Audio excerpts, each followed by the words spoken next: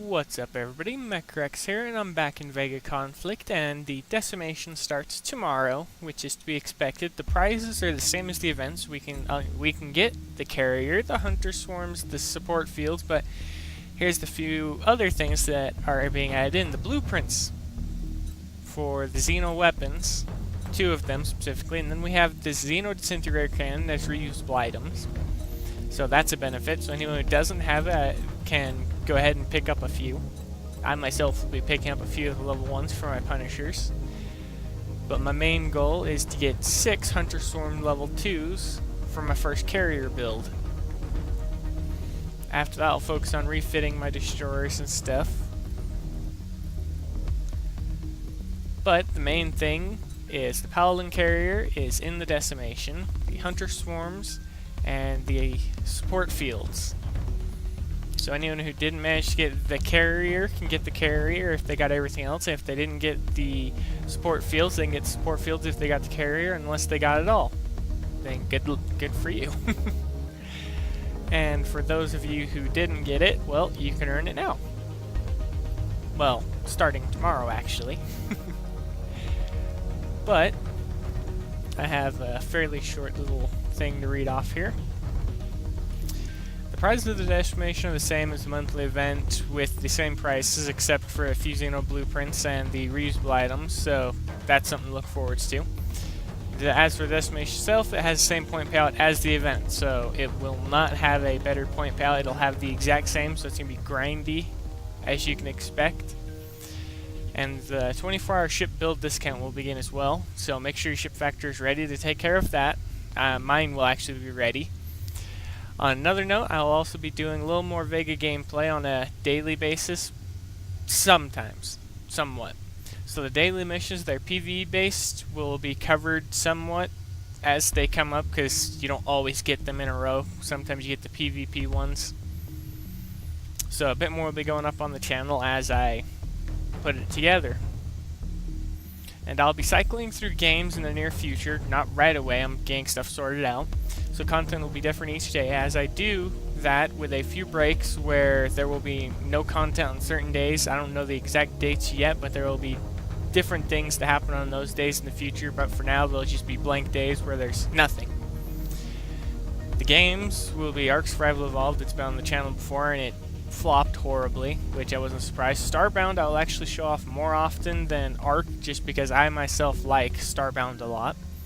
And other games, the list will be longer than that, and I intend on giving a full list later, but first I have to check to see what can be recorded and what I actually want to go up on the channel, and see what I have as well.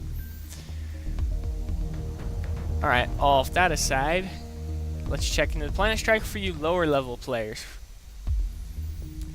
You have up tier V6 stuff, you have the Impulse Beam Turret, and the Arc Missile. Impulse Beam Turret, I don't even think I use either of those on anything. No, I use a few Impulse Beams that I'm slowly refitting to Tachyon. The Antimatter Scoop, which I'd recommend anyone who always seems to be short on antimatter to get for at least one fleet, a cargo fleet I guess. But the main thing for your low levels, go after the fusion thrusters and metaphase shields, and go after your Ragnarok carrier, just because the agility support field and this carrier, although something I noticed, they don't have squadrons in here. They have a carrier but no squadrons, so if you're just starting out and you've managed to make it far enough to be able to do this, you're going to have to rely on your researchable squadrons, which aren't that good. And yes, I have tested and played with them, and I don't like the ones you can research. Granted, they are energy damage, they move quickly, but they fall short in comparison to the bigger brother counterparts, i.e. the projectile and the explosives. But for higher level players that just finished the alien Decimation and want something, you can go after your core boxes for one. Just don't hog all of the targets to yourselves. Hit 1 or 2 every so often if you do that, so the lower levels that actually need the stuff can actually get what they need.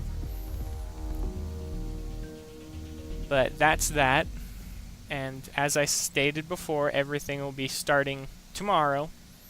And as you can see, I'm still refitting stuff, and the mark upgrade for the Mark III destroyer was finished. I'm just waiting now to see what my fitting will be. My fitting for the carrier, I have it all set up. I just need to get the squadrons, specifically the Alien Hunter Swarm level 1 or level 2. Either way, I need to get them in the first 24 hours of the event, so I can start building my carrier for the first setup of it right off the bat. It won't have a support field. It'll be specifically for helping me do the alien bases. It'll have one specific job, but I think it'll do it fairly well. But I'm hoping to get at least 6 of the Hunter Swarm level 2s, so I can have a decent DPS on the carrier. Well, actually, it'll have better damage per second than the entire fleet. Other than that, I'm focusing on upgrading turrets and stuff, because during this month I realized that they needed to be upgraded because I was losing them so quickly, so they're being upgraded. As for everything else, I don't think there's anything else going on, because I still don't partake in PvP. It doesn't interest me. I don't think there's much else to talk about. Listed off everything I was going to do, so I guess that'll be it for this video. I will... oh, wait, before I go, I'm going to start doing something. I hope you all have a pleasant day, evening, night, whatever your time you're watching this video at, but regardless, just have a pleasant time. And I will see you all in the next video.